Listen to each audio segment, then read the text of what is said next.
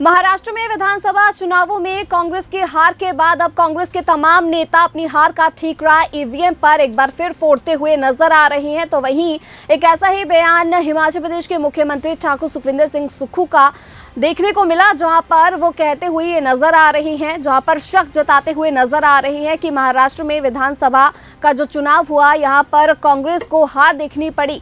एक बार फिर उनकी ओर से शक जाहिर किया गया है ईवीएम पर। सीएम सुखविंदर सिंह सुक्खू ये कहते हुए नजर आए कि एक बार चुनाव बैलेट पेपर के जरिए तो करवा कर देखे।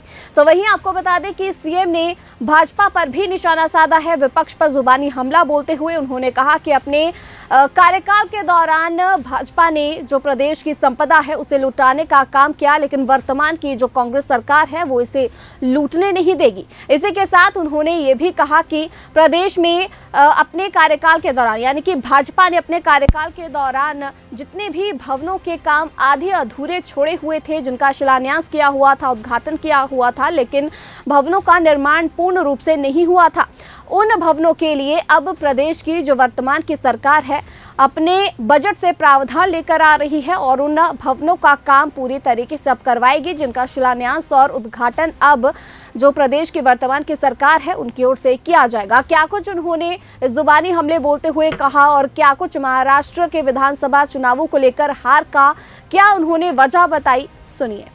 देखिए, हमारी सरकार ने ये फैसला किया कि जो भी बीजेपी के द्वारा अधूरे कार्य छोड़े गए थे उसमें तुरंत प्रभाव से उन कार्यों को पूरा किया जाए। इस दृष्टि से हमारी सरकार ने कार्य किया है। सर, आपने तो अब हम जो इनके अधूरे कार्य हैं उनको पूरा कर रहे हैं। ये तो फटाफट इन्होंने क्या किया कि शिलान्यास किए, उद्घाटन किए, आधी अधूरी बिल्डिंगें रख दी। हम उसको पहले बजट में एलोकेट करके उनको पूरा कर रहे हैं और नई बिल्डिंगों का शिलान्यास हम 30% पैसा डिपॉजिट होने के बाद कर रहे हैं। सर, आपने बड़ी बात अपने संबोधन में कही कि जो सामर्थ्य है उनको, कि जो सामर्थ्य है, जो देने के काबिल है और जो देना चाहता है वो अपनी मर्जी से भी उनको छोड़ना चाहिए। तो ये अच्छी बात है ना। अगर मुख्यमंत्री और उसके मंत्रिमंडल और उनके अधिकारी जो छोड़ना चाहते हैं सब छोड़ेंगे, तो उसमें मंत्रिमंडल के सदस्यों ने तो पहले ही कह दिया, तो अपने आप से भी समाज को कुछ देना होगा। सर, 2 साल का जश्न, देखिए 2 साल के जश्न तो नहीं है, 2 साल का हमारा कार्यकाल पूरा होने जा रहा है और कार्यकाल पूरा होने पर 2 साल में हम प्रदेश की अर्थव्यवस्था को पटड़ी पर लाने में सक्षम हुए हैं। 2 साल में हमने कई विभागों में व्यवस्था परिवर्तन किया है और कई बार कहा है हमने कि हम सत्ता में सत्ता सुख के लिए नहीं आए हैं, व्यवस्था परिवर्तन करने के लिए आए हैं। इसलिए फैसले लेते हैं, हम फैसलों से नहीं घबराएंगे, क्योंकि फैसले हिमाचल के हित में, व्यक्तिगत हित में नहीं है।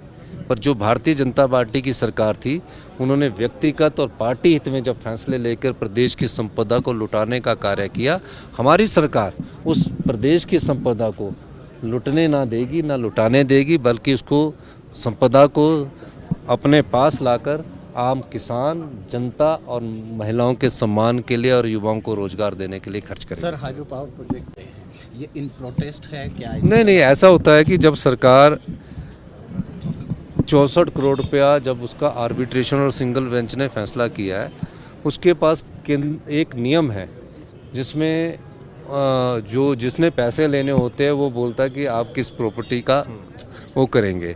उस नियम के तहत उसमें आगे बात करते हैं और उसकी अपील तब सुनी जाती है जब उसके पैसे जमा होते हैं। तो उसमें पैसे जमा करने में थोड़ी सी देरी हुई, मैंने उसकी भी जानकारी प्राप्त की है। ऐसे ही एक देखो राजस्थान गवर्नमेंट है, उनका बीकानेर हाउस करने के लिए कुड़क कर दिया गया। तो ये व्यवस्था ऐसी है, तो इसमें कोई ज़्यादा इसको सीरियस लेने की ज़रूरत नहीं है।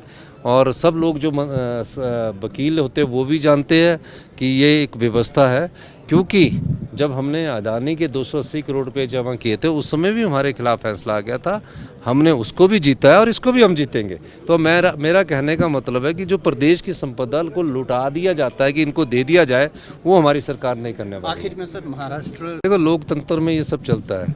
भारतीय जनता पार्टी 2 MP हुआ करते थे, उसके बाद चलता है। और तीसरी बात यह है कि जब किसी पर शक होता है, जब जो ईवीएम बनाने वाले उन्होंने बंद कर दी, तो एक बार जनता की मांग को रखते हुए बैलेट पेपर पर हो जाए, कोई फ़र्क नहीं। शक शुबा दूर करना ना, अब टेक्नोलॉजी तो कोई भी है, किसी भी टेक्नोलॉजी को हैक किया जा सकता है। वो तो जो टेक्नोलॉजी के ज्ञाता है एलन मस्क, उसने भी बोला है। तो अगर शक दूर करना हो तो एक बार हिंदुस्तान में बैलेट पेपर पर भी चुनाव हो जाए तो शक भी दूर हो जाए। धन्यवाद।